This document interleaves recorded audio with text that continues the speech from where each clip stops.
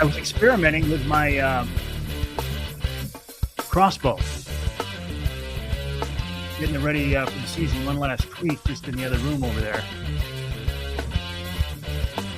And I was trying to put a Tacticam on. Hey, Sean. John, good evening. How are you? Sean, Davina, Gene, Cliff. I didn't think you were going to join us tonight, John. Didn't think you were going to be able to. Appreciate you being along. On this edition of Wednesday Night Live. All right, let's get rid of that. Cold night out there. In fact, I'm just coming in from my granddaughter's. I thought you said, John, I thought you said you had something going on tonight. Maybe that was somebody else.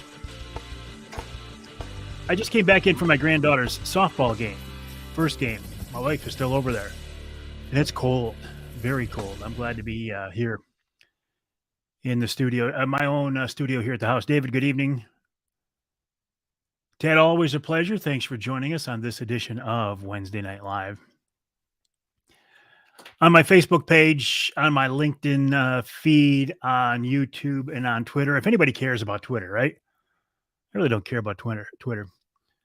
Bernie, cardiac rehab. Hope you're feeling better. Tony, good evening. It's very cold here, Cap.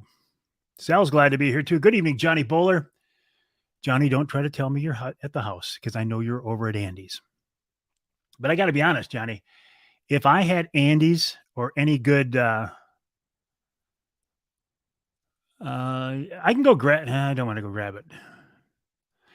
If I had a nice little neighborhood pub like that across the street, I'd be over there all the time. Jerry, I had the Tacticam on my Darton, and it worked just great. But for some reason, I can't get it to, no, not time to get the boat out yet. Time to go turkey hunting. For some reason, I can't get it tightened down. I don't know if it's a different scope mount rail. I don't know. Rough ones. All right, Johnny, sorry to hear that. But I'm playing with it. I like to have the Tacticam there. I had it on my crossbow a couple of years ago when I shot a big sow in Ontario, and it was nice to have that angle. Hey, Mike, good evening. How are you? Dennis, appreciate you being along with us. Hello, James. How are you? Uncle Johnny, how you doing, buddy? That's a new profile picture there, I think, isn't it? Craig's driving. All right, Craig, drive careful, drive safe, buddy. But yeah, I want to get the Tacticam on there, but I can't quite get it tightened down. I got to take a closer look at it. I was just screwing around with it here at the last minute. I looked at the watch and I'm going, oh my gosh, it's 6:59. I got to get in there because I got to be ready for Saturday morning. Evening, Derek. How are you?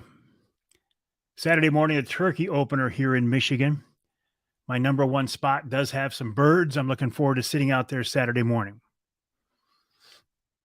Jim's starting to get some food plots going. Want to get them sprayed before turkey season. I have a question here for, I got three big ones over there. A question for you, and this isn't necessarily about food plots, just about grass seed in general. Last week, when it was so warm, my wife Denise and I were doing some yard work, and I put some grass seed out, and scratched it in, raked it in a little bit. I'm worried now that this cold weather won't kill that seed, right? It'll just delay its growth, right?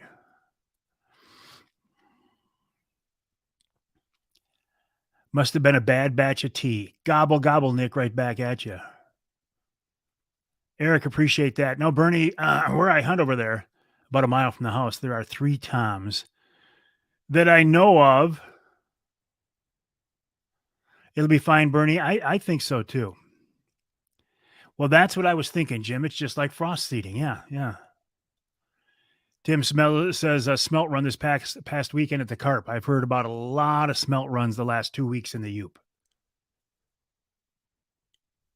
A lot of them. All right, let's talk about some things. Lost gloves, seed should make it. I think so too. James, I think so too. Yeah, I think it'll be just fine. Just need some warm weather now to make that stuff pop. So this weather roller coaster is a little bit ridiculous, isn't it? I mean, it was 85 degrees last week, and 36 hours later, it was 35 degrees. A 50-degree drop in 2 days. That's crazy. Grass seeds like cooler weather. Well, I got to get it to germinate first, and then it can like all the cool weather it wants. I'd hate to think I put all that work into it. Now it's not going to come up. I'm quite sure it will. Jim, always a pleasure. I appreciate you being along with us tonight on Wednesday Night Live. Bernie says he put some seed out too, was hoping to have some snow covering it. Let's not get carried away, Bernie. So this weather roller coaster is crazy. As I say, I just came in from my granddaughter's softball game, and it was cold. My poor wife is still out there. And I feel bad for her. In fact, I might wrap up a little bit early tonight so I can go over there and pick her up because it's just so cold. Hey, Heidi, how are you? I talked about the smelt runs. Saturday is Earth Day. Earth Day, the day that crazy anti-hunting, anti-fur, anti-trapping, I hate to say liberals, but crazies on the other side celebrate the earth. And this year, their slogan is invest in the planet. I think this is absolutely hilarious. One day a year, the crazies want to celebrate Mother Earth with Earth Day, and this year it's invest in the planet. So for that one day a year, they're going to go out and they're going to get together and they're going to plant a few trees or something like that. And there's nothing wrong with planting trees.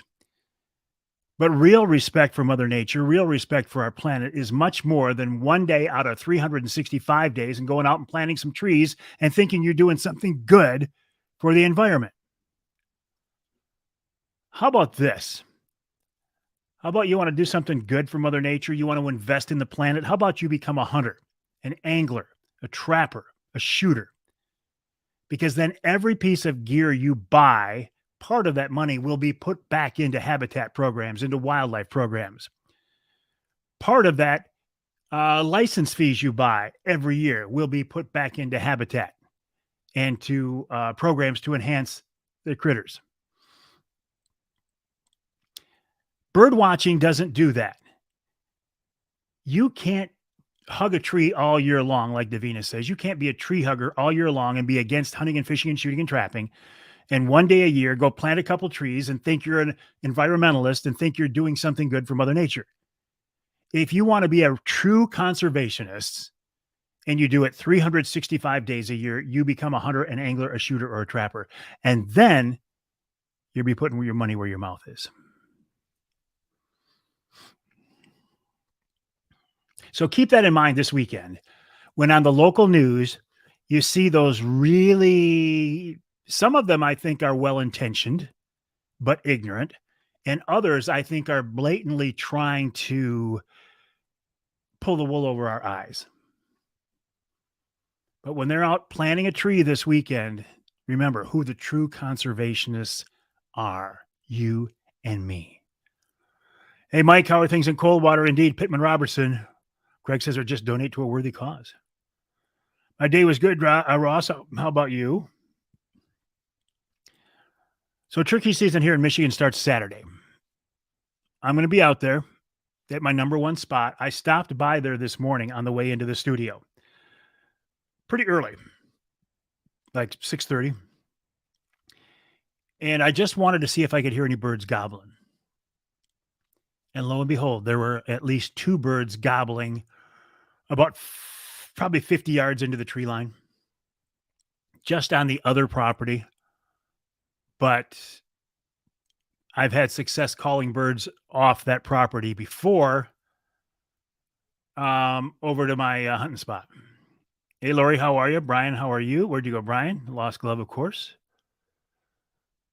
Michael, appreciate you being with us. So I've got birds there. At least they were birds there. There were there this morning. The weather conditions call for Saturday, last I saw, to be cold and rainy. Not ideal turkey hunting conditions. But this morning, it was 29 degrees and those birds were gobbling on the roost. I don't do either. Rick says, "Do you prefer a crow call or an owl call as a locator?" Don't use either one. Lori's going to be doing a cooking demo for her upland community this weekend. Hello, Martin. How are you?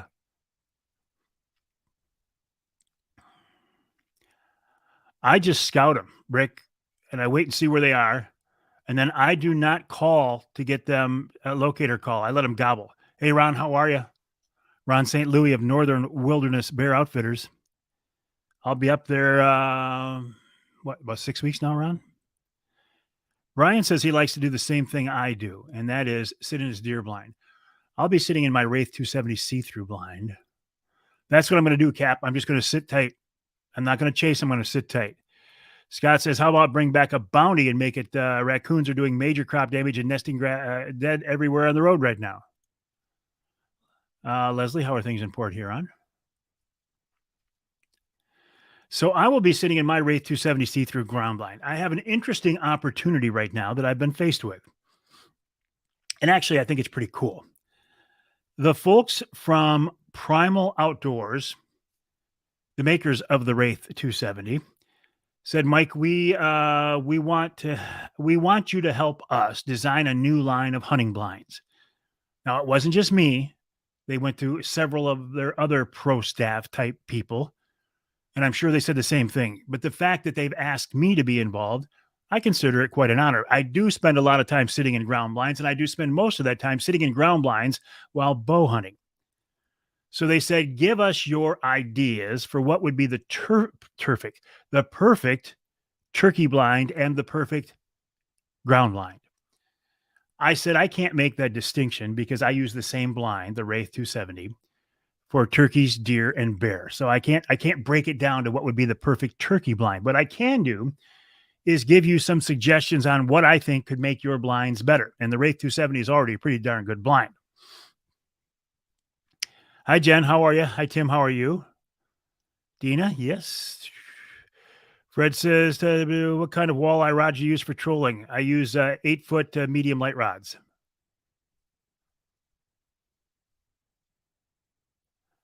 Tim says he loves turkey hunting from a blind. Hey, Matt, how you doing? How's the GoFundMe account coming?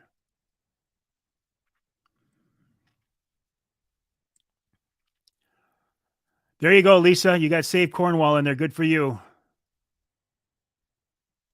Nice.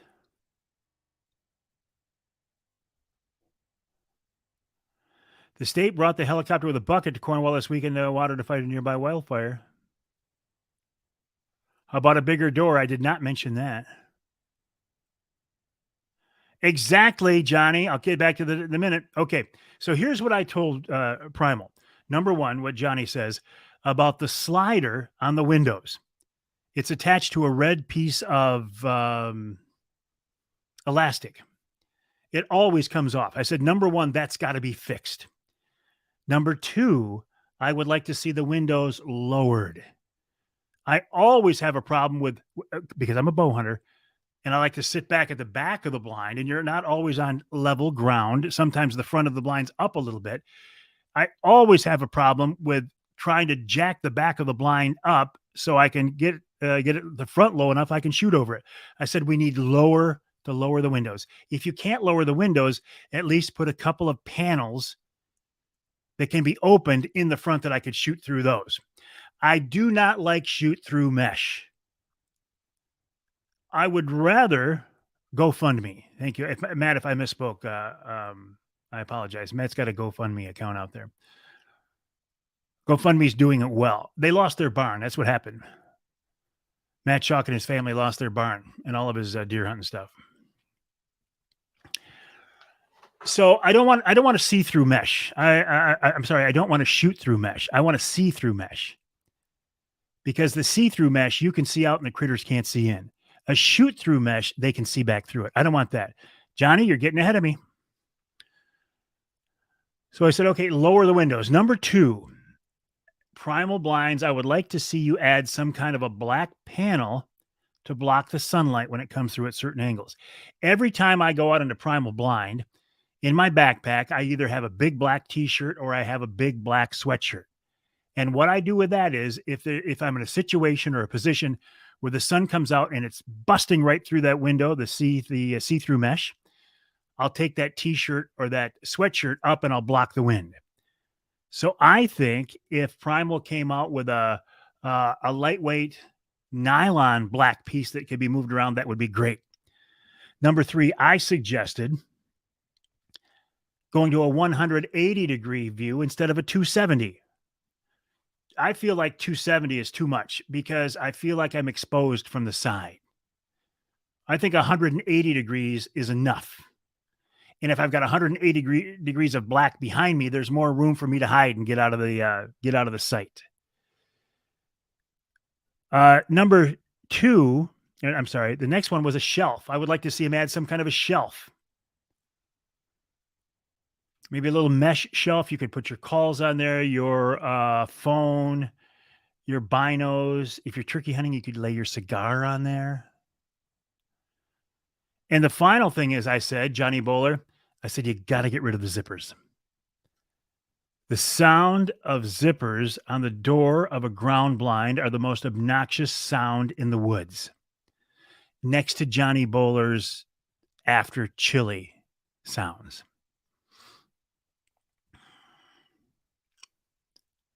Get rid of the zippers.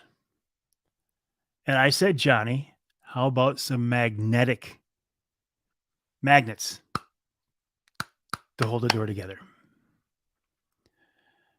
They seemed to be quite receptive to those suggestions. So we'll see what happens in next year's models. If you see any of those things, you can thank the big guy.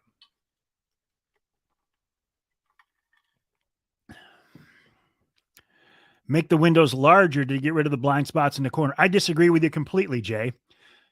Make the windows smaller to get rid of the blind spots in the corner. Johnny said he'd like 5 or 6 more of them. No, Lisa, not Velcro. Not Velcro.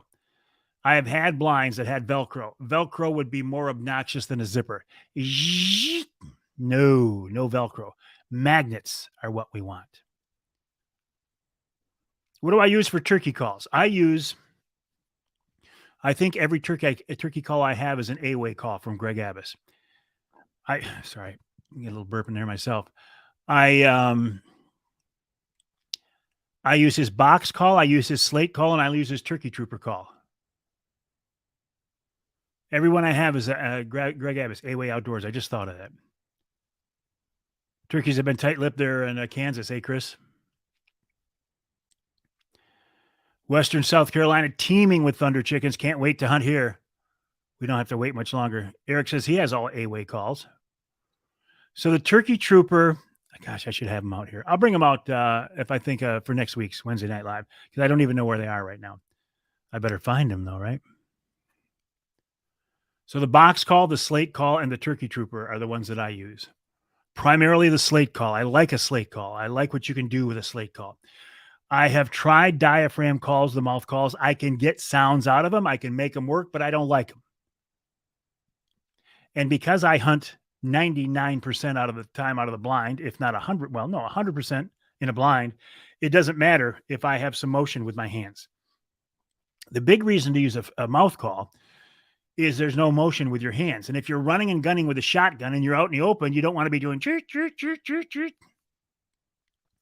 But if I'm sitting in a blind, I just drop my hands below the line of sight, and I can make all the motions with my hands I want. It won't matter. How many decoys? Hey, John, how you doing, buddy? How many decoys do I put out? Never any more than 2. They're both hen decoys. Although, John, I've been really thinking about if I get it several days into the season this year and I've had no luck. Lori's doing a turkey calling seminar. I didn't even know you were a turkey hunter, Lori. Congrats.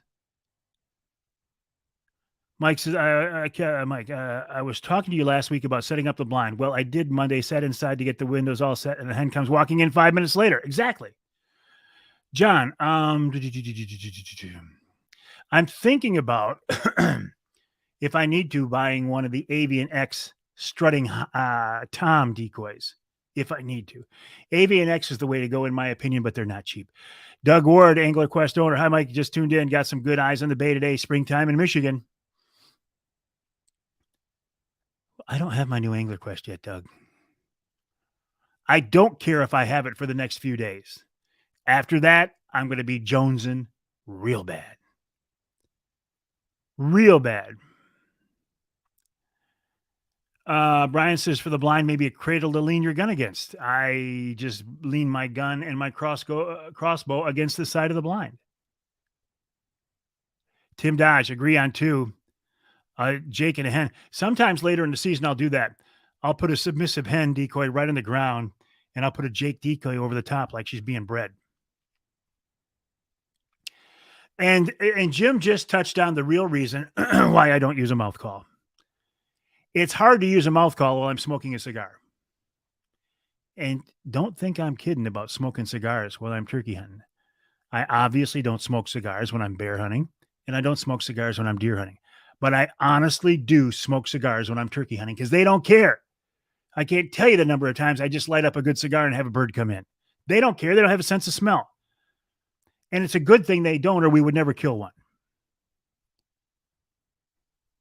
You ever have problems with ticks this time of year? Oh, I had a few of the dog. Frankie, more on that coming up. Doug, appreciate that. When I get that turkey, I'm looking forward to spending the day on my AQ. Just got to get it. Hello, Jeff. Tim says, amen. Okay. You bring up ticks, which leads me into who's on the Outdoor Magazine radio show this week. Brent says the best way to hunt them. Dina says ticks are terrible. Tim's smoking a nice one right now. I tell you, it gets to be mid-morning and I start to get bored. Think about, it's time to call it quits or time to move. Well, never time to move, time to call it quits. If I light up a cigar, I can get another hour and a half out of that hunt. So why not? Speaking of ticks, and I've never had a tick. I know I'm going to jinx myself. I have never had a tick. As much time as I spend outdoors and did spend outdoors when I was a kid growing up on the farm, I've never had a tick. I bet you I'll get a bunch of them this year. Coming up on the Outdoor Magazine radio show, Jason Karstens of True North Guide Service talks about hunting in the eastern UP. Let me send myself a note here real quick, a text that I'm going to call.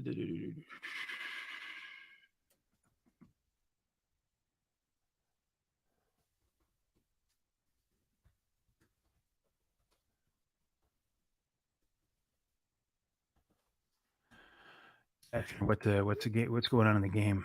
Hey, Scott, how are you? Scott Keatsman of Linwood Taxidermy. His dad shot deer while smoking a pipe. I know a lot of guys who shot deer while smoking cigarettes. Jason Karstens of True North Guide Service talks about fishing Atlantic salmon out of the St. Mary's River. Then, speaking of ticks, the tick terminator himself, Brian Anderson, the tick terminator, his website, limetickbughub.com. Hey, Ed. Cliff says 60% odds I'll get a first tick this week. I wouldn't doubt it. I wouldn't rule against it. In hour number 2, we're talking with one of the not one of. James shot one with a cigar once. I've done that many times.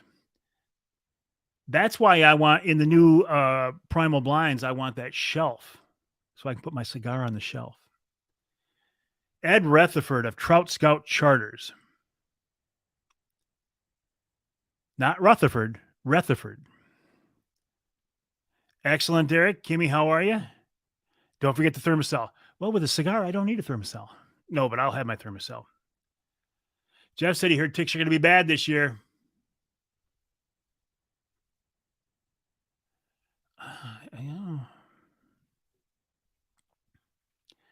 Are the smelt grounds as good as they used to be? No. In some areas they are, but statewide they are not. Ed Rutherford of Trout Scout Charters joins me in hour number 2 to talk about the evolution of the salmon fishery. He was out there in 1967. He was there the first year that the salmon came back. Now, I was out there in 1968 as a 10-year-old boy. I've got pictures of me holding 2 king salmon we caught on a flatfish, fishing out of a ski boat off Manistee with my dad and uncle.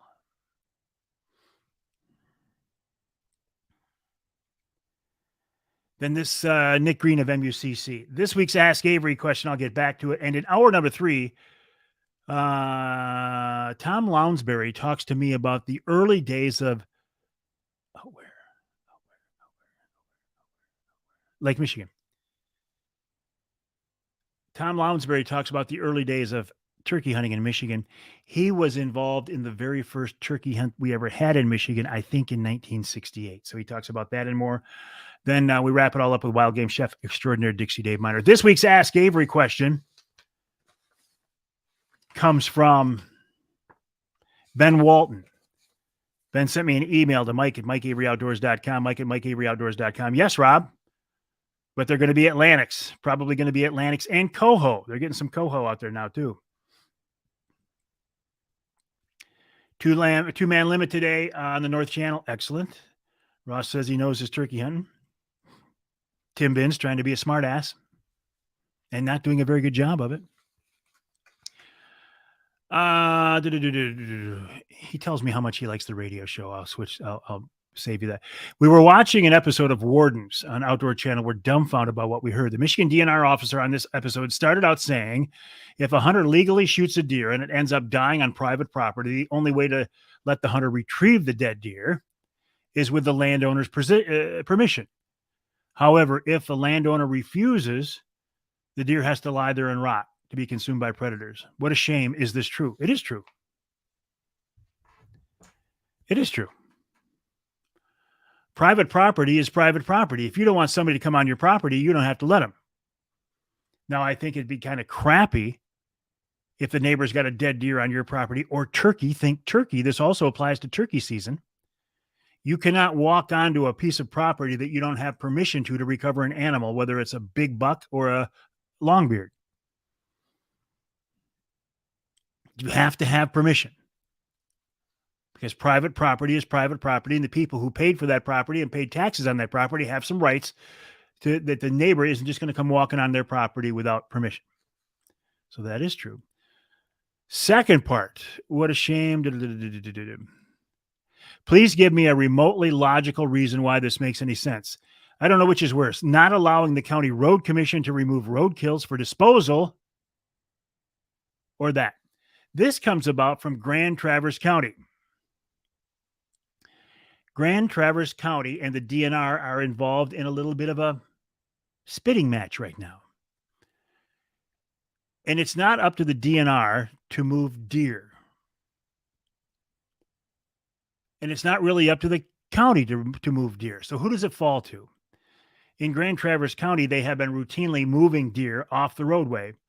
But according to the DNR, they haven't been disposing of them properly. So the DNR told the Grand Traverse County Road Commission, quit doing it. And the question is, who is going to do it? Oh, it happens all the time, Rob. Rob said, I've never heard of a private owner never giving permission to retrieve a deer. Happens all the time. You get neighbors who are feuding. You get a neighbor who says the other neighbor was hunting too close to the property line. Happens all the time. It's not very sportsmanlike, but it happens all the time.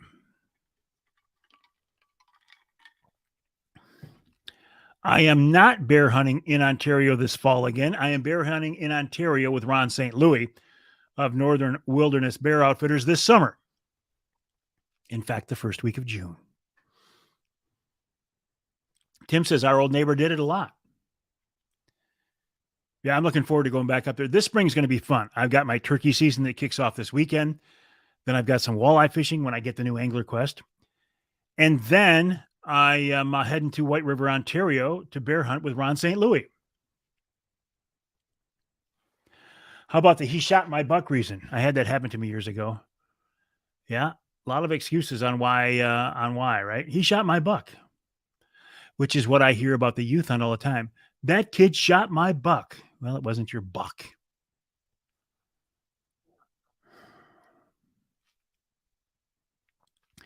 My wife, Denise, did not respond. I know she's got to be freezing over there by now.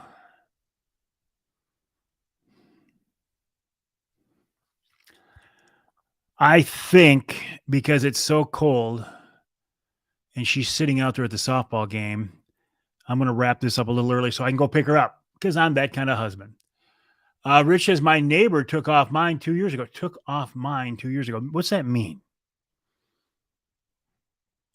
Took off mine 2 years ago.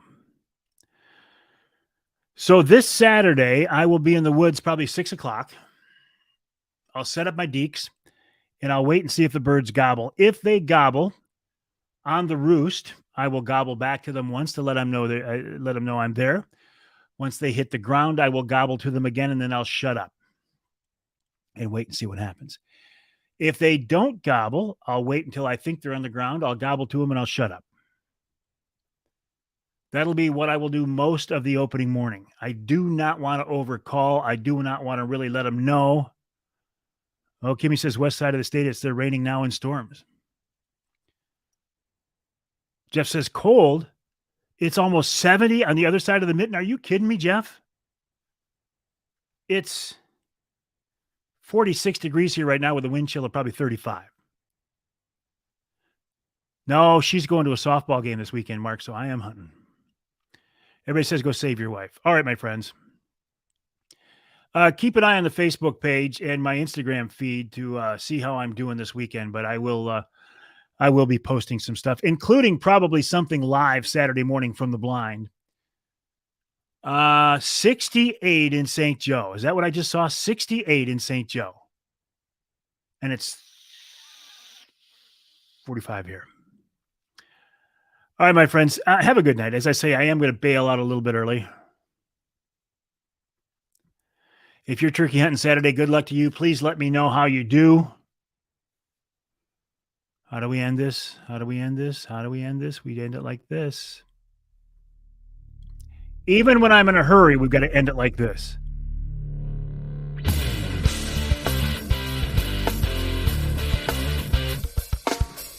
All right, you know what that means.